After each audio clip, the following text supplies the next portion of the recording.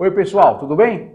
Ralph Peter com vocês novamente, programa Livros em Revista, que vai ao ar toda quarta-feira às 19 horas pela nossa BCC Television, que sempre tem o firme propósito de levar até vocês um bom entretenimento com um elevado teor de cultura. Desta feita, temos aqui uma cultura jurídica muito interessante, um assunto por si só, basicamente palpitante, e neste caso muito intrigante e impactante. Desculpe aqui a rima pobre, mas é isso mesmo, não tem jeito.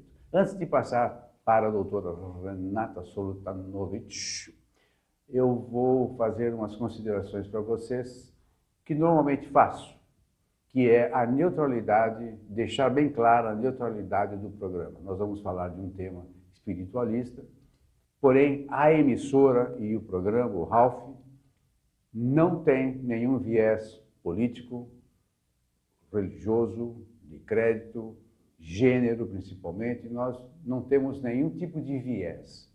A nossa única exigência, para que a pessoa sente-se aqui ao meu lado direito, é honestidade do seu conteúdo. Além do entretenimento, como eu falo sempre, basicamente a honestidade do seu conteúdo. E vocês verão que a doutora Renata vai trazer um assunto, como já falei para vocês, de uma importância literal.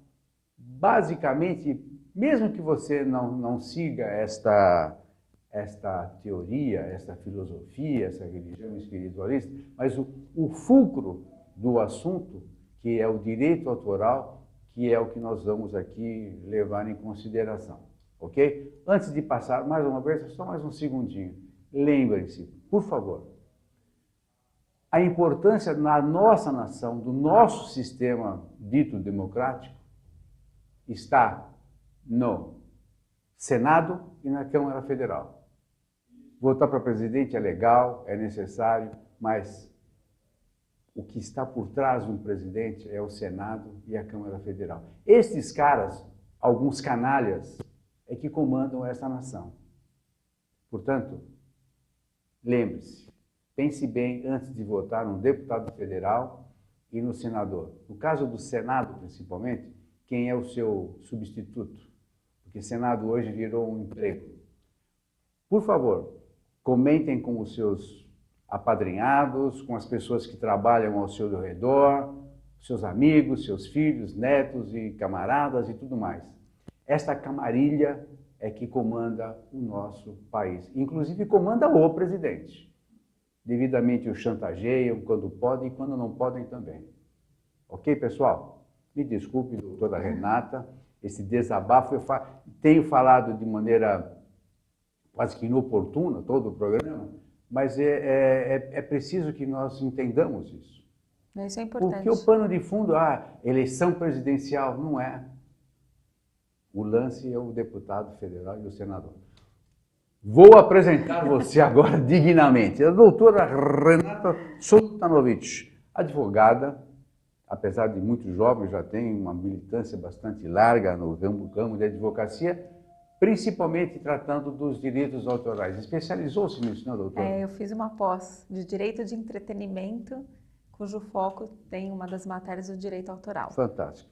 E editou recentemente um livro que causou aí um abalo das estruturas que já estavam estatuídas, embora não seja inédito. Ela faz questão, inclusive, no livro, de dar o crédito aos seus antecessores, que achei isso fantástico. Muito bom. Porque, inédito para mim, mas já existe algo no mercado e você fez questão de mencionar. Leia se você é uma pessoa honesta. Podia ser senadora. Não, você não merece isso. Acho que você merece que eu não levar. Então, vamos lá. O livro chama-se Direitos Autorais e a Tutela de Urgência na Proteção da Obra Psicografada. Quem quiser saber mais sobre a doutora Renata Solutanovich, que o nome vai aparecer aí na tela de vocês, chama nesses sites de buscas que vocês têm por aí, que vai aparecer lá. Inclusive, ela tem uma obra literária bastante grande, muito interessante e com diversos assuntos. É uma menina realmente extremamente valorosa. Doutora Renata, Agora é oficial. Opa! Obrigada. É nóis, Obrigada agora é pelo nóis. convite e obrigada por me chamar de menina, que eu adorei, foi a melhor Olha, parte.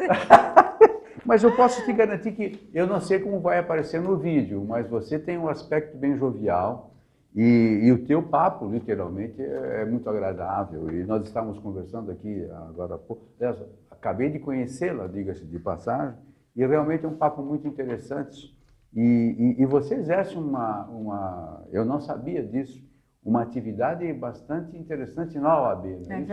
É verdade. Eu fui convidada para fazer parte da presidência do Tribunal de Ética da OAB. Na verdade, somos todos voluntários na OAB, ninguém ganha nada absolutamente por isso, mas é um trabalho super gratificante porque o aprendizado é enorme. Então, há mais de 15 anos eu faço parte do Tribunal de Ética da OAB, fui relatora de diversas turmas disciplinares e esse ano eu fui convidada para presidir o Tribunal de Ética de todo o estado de São Paulo. Deve amealhar um número de amigos muito grande, naturalmente, lógico.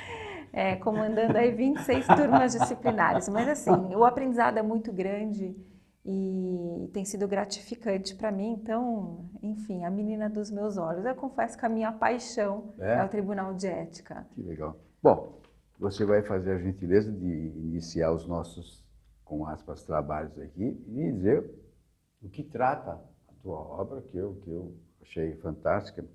Mas uma coisa que me chamou a atenção no título, a obra é fantástica, extremamente esclarecedora. E deixa um gostinho de eu vou apurar um pouco mais do que é isso aqui. Mesmo quem não é espírita vai querer saber. Agora, por que o título tem a urgência da tutela? Por que a urgência? Não sei o que é isso aí. Quando eu escrevi assim, na verdade o trabalho ele surgiu porque a gente tem que entregar na pós-graduação o trabalho de final de curso. E eu sou o tipo de pessoa que não consigo esconder o que eu vou escrever. Eu já falei para a sala inteira, pessoal, eu vou escrever um livro sobre direito e obra psicografada. Queria fazer alguma ligação a respeito do tema. Mas esse foi um insight ou foi um insight, assim, não, o pessoal começou cada um a falar, eu vou escrever sobre tal tema, eu vou escrever, eu falei, precisava de uma coisa diferente. E eu gosto muito do espiritismo. Não estudo, não entendo nada, a obra do Allan Kardec, que é você não é sectária. Não sou. Eu leio, tenho muitas dúvidas, eu fico perguntando aos meus amigos, Chico Xavier, sou super fã, mas eu não sou uma seguidora, sou uma curiosa. Perfeito. E foi aí que eu decidi escrever sobre fazer a ligação, né, entre a tutela, entre o direito autoral e a obra do médium. Né? Ele escreve, para ele a obra não é dele. Como é que isso transita no mundo jurídico? Como é que a gente faz essa relação contratual? Como é que é esse mundo interno jurídico e externo para o consumidor? Então eu fiquei curiosa eu mesma a respeito disso. Comecei a escrever sobre o tema, eu tenho muita facilidade de escrever, num final de semana eu sento para escrever 15, 20 folhas assim, né, brincando, porque eu gosto muito de estudar. Mas quando começa, vai exatamente. Sento para escrever, vou embora, eu tenho até que tomar cuidado, porque eu troco o shopping center pelo meu computador. Teu marido adora isso, naturalmente. Não, isso é bom quando tem jogo do Palmeiras, porque aí ele fica assistindo, ele é super palmeirense, então ele fica assistindo jogos. Bom, nada é perfeito, né? Nada é perfeito. Eu também sou. Então ele fica assistindo jogos, ele adora. Aí assiste o comentário de não sei quem depois do jogo aí tem comentário, aí ele adora. Aí então, liga assim, para os amigos, comenta e tal, e você fica com tempo livre, graças a Deus. Aí ele fica lá e eu aproveito para estudar. Então eu pego um tema e falo, vou escrever tal tema. Tanto que eu acabei de escrever um texto, né, que acabei também, está na rede social para quem quiser baixar, que é sobre receitas gastronômicas e o direito autoral. Que é justamente coisa polêmica, ninguém para pensar, nossa, será que tem, não sei o quê. Então você começa a conversar com nunca me passou pela cabeça isso. Aí eu converso com um, conversa com outro e tal, eu falo, eu vou estudar sobre o tema. Então eu tenho alguns outros temas, também eu estou estudando sobre carta psicografada. Existem algumas questões que envolvem o direito autoral que sai do tradicional, né, da discussão tradicional. E aí eu gosto disso porque como não tem nada a respeito, ou se tem, é muito pouco. Sim, muito pouco. Né? Então, o desafio é maior. E Desculpe, você Imagina. na tua obra menciona 3 pessoas, Isso, são 3 autores. na verdade, são poucas pessoas que escrevem sobre obra psicografada e direito autoral, né, a relação. Uhum. Um deles foi uma pessoa que conta a história do Humberto de Campos, quando ele morreu e a família processou o Chico Xavier, isso em 1970 e pouco.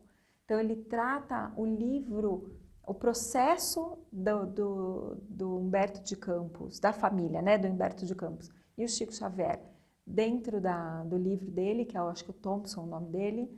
Tem um promotor de justiça aposentado que escreveu sobre direito autoral e obra psicografada, que o livro dele foi a base do meu livro, foi graças ao livro dele. Se quiser falar o nome, se você lembrar, pode falar. Na verdade, eu confesso que eu não lembro, mas é um cara fantástico. Mas quem ler o livro vai ler. Na minha logo biografia, na primeira página. Isso, tem, porque eu faço uma dedicatória a ele. Na verdade, eu faço dedicatória a ele, é uma amiga minha, que eu conheci através de outras amigas, que o livro dele estava esgotado, e eu falo, o universo, ele conspira a seu favor, né? Eu fui atender uma amiga minha, que é a Marisol, no meu escritório, uma coincidência, eu não atendo ninguém na minha sala, a gente tem uma sala de reunião para isso.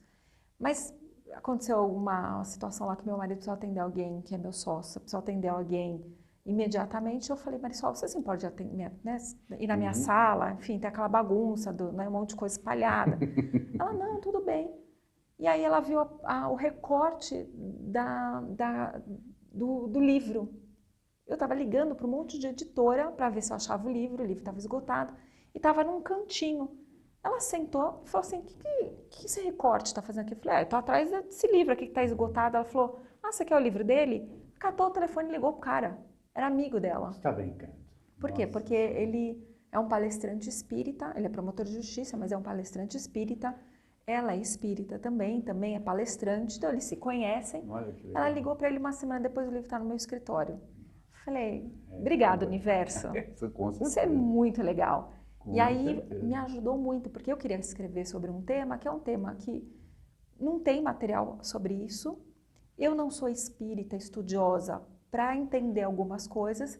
Então, e o meu viés, ele foi muito no técnico. No jurídico, no jurídico. Mas tinha algumas coisas que eu precisava explicar. Como é que funciona esse negócio de descer espírito? Como é que não é? Você vê que a minha linguagem é super técnica, se eu descer espírito não, né? Incorporar, enfim. Como é que funciona, tal. Isso deixa a obra mais autêntica. E aí eu precisava... Insuspeita, né? Aí eu conversava com o outro.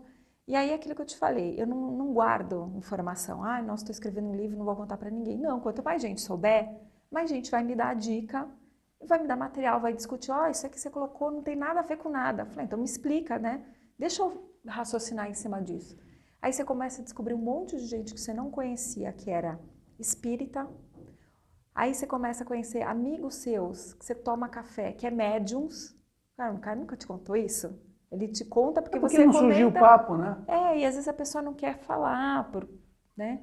Situações até porque acha que, né? Enfim, vai se sentir constrangedora. Você não sabe como a pessoa vai reagir. Exatamente. Né? Então, não tem por que ficar falando. E aí foi bem bacana que eu comecei a conhecer um monte de gente.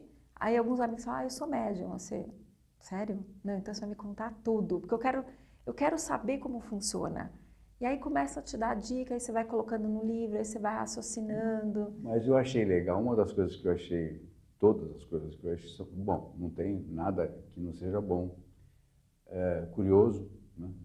Mas eu não sabia que havia pelo menos 3 tipos de médiuns. Você tem o intuitivo, tem o outro, como é que chama? Intuitivo. Tem um que ouve, ou que incorpora. Então, eu também não sei de todos eles. Eu sei que tem mais do que aqueles que eu coloquei no livro.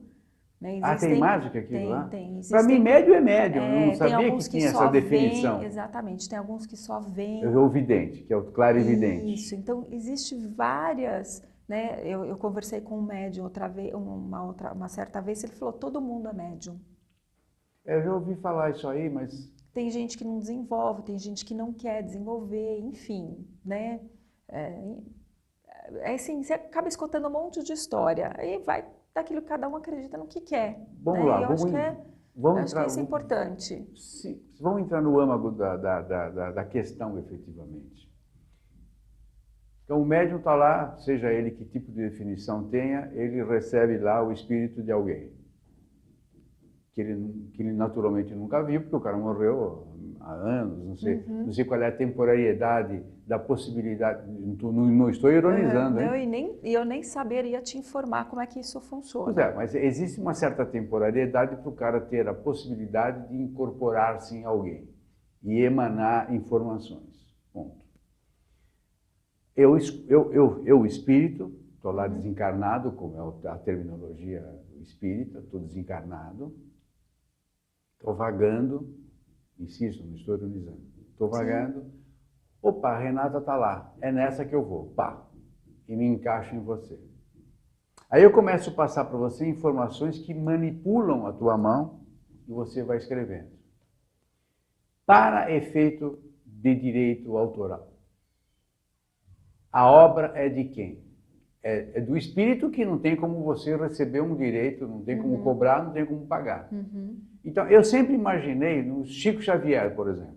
Ele estava lá, coitadinho, pôs a mão na cabeça, na testa e vai escrevendo.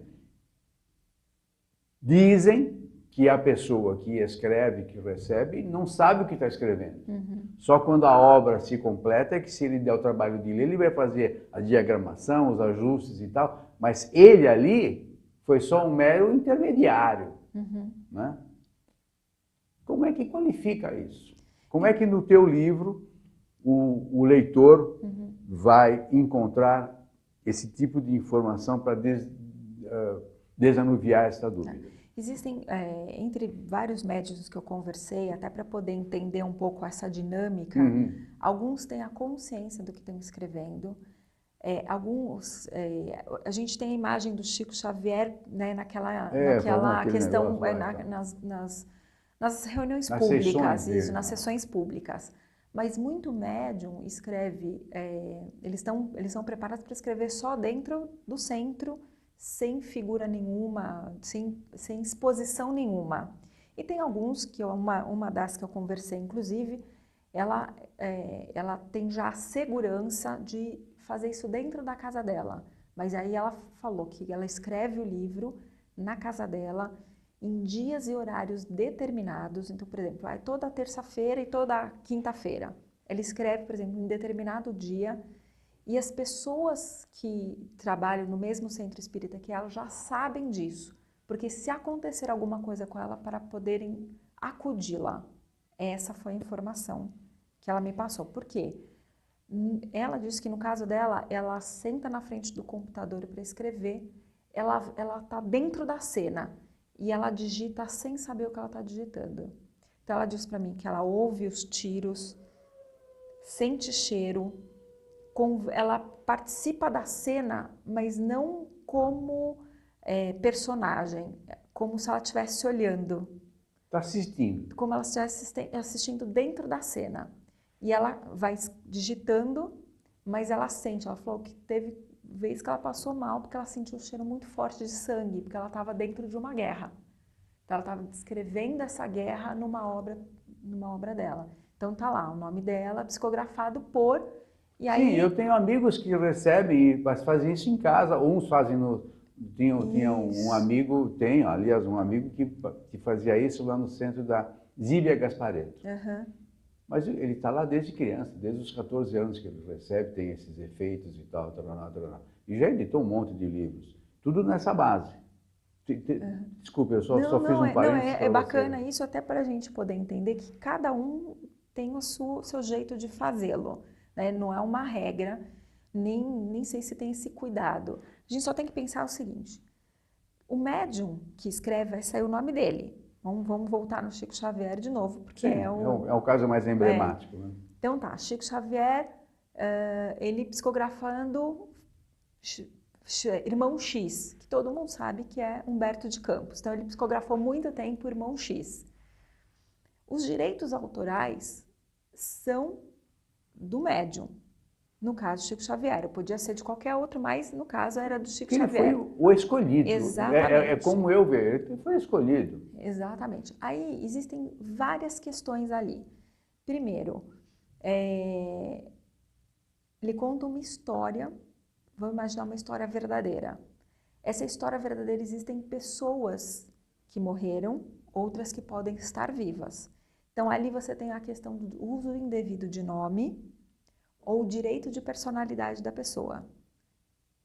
Então, que aí o médium tem que tomar cuidado quando ele está escrevendo aquilo, porque ele está expondo pessoas. Sim, mas ele pode escrever aquilo, mas depois ele pode eventualmente alterar? Sim, não tenha dúvida. Aí ele tem que estar bem orientado para que isso não aconteça. Então, ao escrever, depois editar a obra para que isso, né, ele não divulgue questões envolvendo nome. Então, o direito autoral vai ser sempre do médium. Imagine o médium, mas eu estou psicografando, sei lá, vamos pensar Machado de Assis, porque eu sou fã do Machado de Assis. Estou psicografando Machado de Assis. A primeira coisa que o médium, ele não pode estar usando o nome indevido do Machado de Assis. Concorda? Porque a gente não tem prova da existência. Não concordo. Vamos lá. Salvo que o espírito... Esse é o problema principal. Como é que você vai provar que você está recebendo? Podia receber sei lá, o Santos Dumont, por exemplo. Exato. O Leonardo da Vinci. Pô, aliás, como é que vai saber? A gente está fazendo até um outro paralelo interessante. Vamos falar do Santos Dumont. Tem um autor, um médium, que é sério, um médium sério, que parece-me que psicografa Santos Dumont. Eu não sabia, juro que eu não sabia. Foi assim que um exemplo. E ele teve um livro muito bacana. Esse livro, por conta de uma situação que ele contou envolvendo um acidente aéreo, ele foi processado por uso indevido do nome. Porque ele contou a história de uma família. Ele falou, olha, o acidente aéreo aconteceu porque todos que estavam dentro do avião eram algozes na reencarnação, em outras reencarnações. Então, o acidente coletivo, ele decorre muitas vezes porque as pessoas que estão ali não estão por acaso, elas estão porque passaram, tinham um relacionamento em encarnações passadas e nessa encarnação, portanto, elas sofreram um acidente para resgatar aquilo que eles fizeram no passado. Ele acabou sendo processado porque ele contou a história de uma família pontual. Essa família foi reconhecida na história. A família que ele contou a história, os herdeiros, vamos chamar assim, reconheceram a figura dessa família. E aí ele foi processado por uso indevido do nome e o direito de personalidade. E qual foi o final do processo? Ele teve que tirar, nas publicações posteriores, ele teve que tirar a história. Só isso. E era algo não importa, já foi, né? Já foi. Já foi. Agora, você conta também no teu livro um caso de um garoto que baleou outro por acidente. E o menino estava prestes a ser preso, outro já tinha sido julgado, e aí alguém... É isso mesmo? Isso, conta a história, por gentileza. Na verdade, tem um filme do Chico Xavier que conta essa história, né?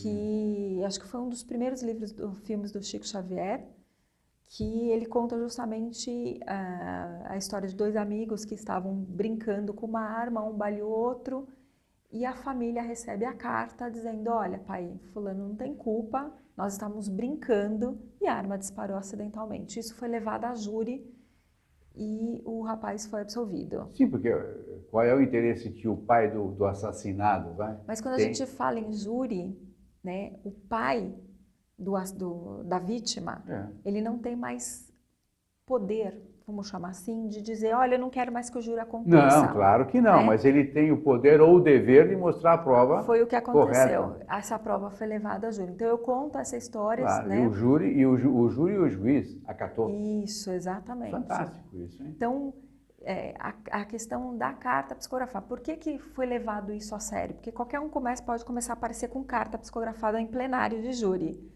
Claro. Porque foi vinda da mão do Chico Xavier. Então, a seriedade do médium levou à crença da carta pelo júri. Não, e eu acho até que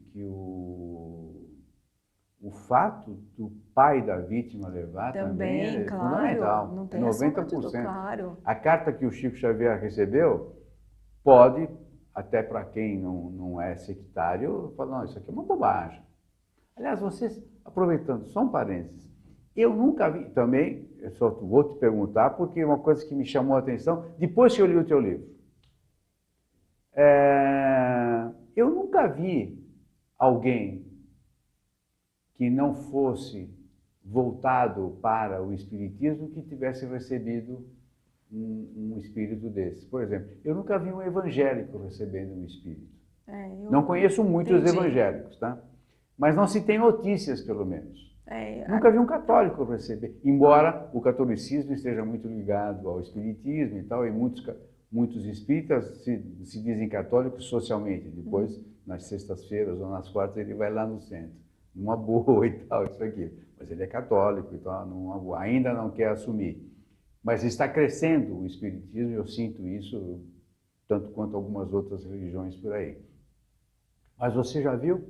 Eu não tenho conhecimento profundo em termos religiosos para falar absolutamente nada. Eu acho assim, o meu contato com o espiritismo, ele foi sempre muito simplista, né? E ele acabou sendo técnico por conta do livro. Sim. E aí eu falo que eu tive, né, o universo foi conspirando a meu favor, porque as pessoas vieram conversar comigo, e aí você conhece médiums incríveis, né? Aí eu fui conhecer a pintura mediúnica, né, que é uma coisa fantástica, quem nunca viu, recomendo que vá Eu já ver, vi isso aí. né? É linda a pintura mediúnica. Então, essas coisas são bacanas, você começa a conhecer, cada um tem a sua filosofia, eu acho isso, a gente tem que respeitar, isso é muito bacana. E é legal porque a pintura, o cara fecha os olhos e pinta. E ele pinta vários Fantástico, estilos, né? Você fala assim, como que em 10 minutos ele pinta um Van Gogh e 10 minutos depois ele está pintando outro artista Picasso, né? É incrível isso. Como né? assim, né? Que escola de arte que esse Mas cara então- fez então- que eu quero me matricular, né? Exato. Mesmo sem competência nenhuma. Sem competência nenhuma. Mas bom, eu se tiver que riscar uma reta com uma régua, ela sai torta, imagina. Mas nesse caso, então, só para fechar, que nós já infelizmente estamos encerrando. Infelizmente mesmo. Nesse caso, a mediunidade, ou a filosofia mediúnica, ou a postura mediúnica, em suma, não sei qual é a classificação ideal, mas parece que a mediunidade extrapolou e passou a raia do direito, ou os dois se fundiram, no caso aí do direito autoral. Então, Isso ainda está em discussão? Na verdade, você não vai levar nem... É difícil você levar isso à discussão, porque assim, o médium, ele tem consciência que o direito não é dele, a história não é dele, a história vem do além. Sim, do além. A grande maioria dos médiums, não vou dizer que são todos, porque eu não os conheço, mas eles acabam doando esses direitos autorais para casas espíritas porque eles mesmos entendem que o direito não é deles. Mesmo que ele reconheça um direito de um herdeiro que esteja ainda possível de receber direitos autorais, né? Que você tem um limite a partir da morte do autor, você tem um prazo ainda que os herdeiros têm direito. Qual é o prazo? São 70 anos a partir de 70 janeiro, anos? Isso. Então é muito tempo. Dá 2 gerações. Né? Exatamente. Então você imagine, ele poderia até procurar a família e falar, olha, eu estou psicografando seu avô, é o seguinte, direitos autorais são todos seus. Ali seria um contrato particular. Se amanhã não for cumprido, o juiz, ele vai, no meu modo de ver, ele vai examinar a questão envolvendo a materialidade e o título executivo do acordo. Né? Agora, eu até coloquei isso no livro. Imagine eu, médium, você é editor, me contrata, Renata, você vai escrever 10 obras de Machado de Assis. Tá bom, eu escrevo a primeira, escrevo a segunda, depois Machado de Assis falou, o quê? Eu não quero mais me incorporar em você. Aí você entra com uma ação de obrigação de fazer. Cansei de você. Aí você vai entrar com uma ação de obrigação de fazer contra mim, para eu incorporar o Machado de Assis. Impossível. O juiz vai olhar aqui e falar assim, vocês dois estão malucos, né? Já extinguir o processo por impossibilidade jurídica do pedido, porque por mais que vou imaginar um juiz que seja extremamente espírita, Não, se ele for espírita, ele vai entender. Ele pode inclusive. até entender, mas como é que ele vai determinar uma obrigação de A fazer? materialidade do fazer ali. Exatamente. Renata, a partir de você senta aí, enquanto Não Machado de Assis não termina, você nunca... Entendeu? Ele não me vem com Castro Alves, não, que eu não quero saber. Não me vem com Castro Alves, que eu não quero saber. Né? Não vem. Então, vamos imaginar dentro dessa razoabilidade que nós estamos brincando, mas o raciocínio seria bem... Não, aliás, eu espero que os espíritas nos perdoem. Nós estamos exemplificando dessa forma. Não, e não é uma maneira de tentar desrespeitar a materialidade da filosofia e da teoria espiritualista. Não, com certeza. Isso aí é só uma forma de explicar, claro. Até para a gente olhar isso numa questão jurídica. Lembrando que nós vivemos um país laico. Aqui é permitido toda espécie de e é mesmo, religião. Você vai no Bom Retiro, perto da minha casa tem a igreja católica, tem umbanda, tem protestante, tem de tudo. Felizmente. Exatamente. O que você não pode é sacrificar o humano ou o animal em detrimento de questão religiosa. Sim. Até porque você tem outras situações aí envolvendo crime ambiental, crime contra felizmente isso também animal, já está sendo focado, né? Então, mas tirando isso todo, amanhã se você quiser fundar uma religião, né? Ralph, Peter... Brothers Corporation. E misturar todas elas é um direito que lhe assiste, né? A gente não tem problema. Então, assim...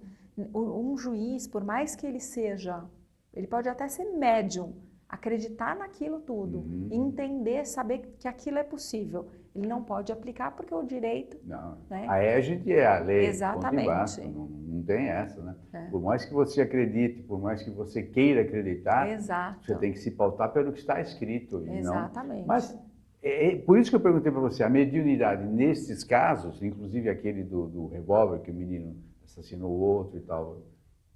É óbvio que praticamente foi sem querer, eles eram amigos e tal, não tinha por que fazer aquilo. Mas a carta materializada através do Chico Xavier e tal foi fundamental. Sim. Por isso que, nesse caso, extrapolou, mas deve ter havido outros por aí. Sim, né? não tenho... Aliás, se os seus telespectadores souberem, por favor, me mande essas informações, porque eu estou escrevendo justamente a 2ª edição.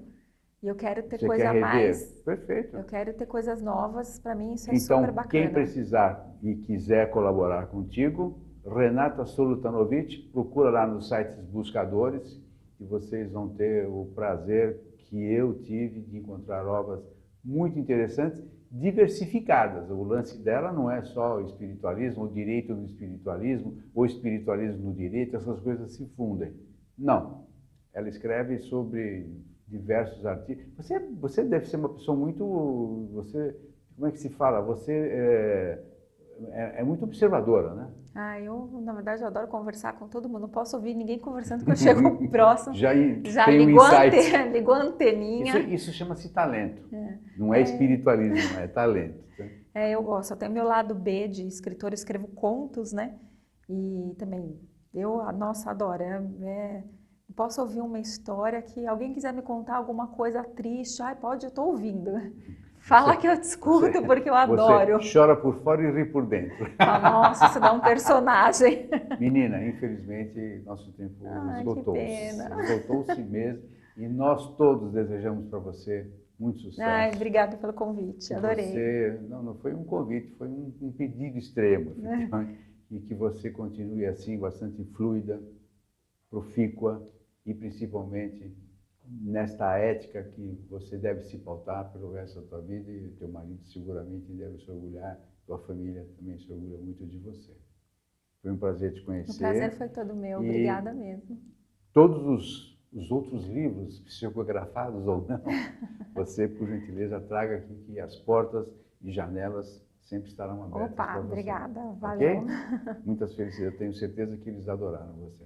Obrigada, também gostei muito de participar. Foi muito ilustrativo e esclarecedor. Eu agradeço a oportunidade. Muito sucesso para você. Obrigada.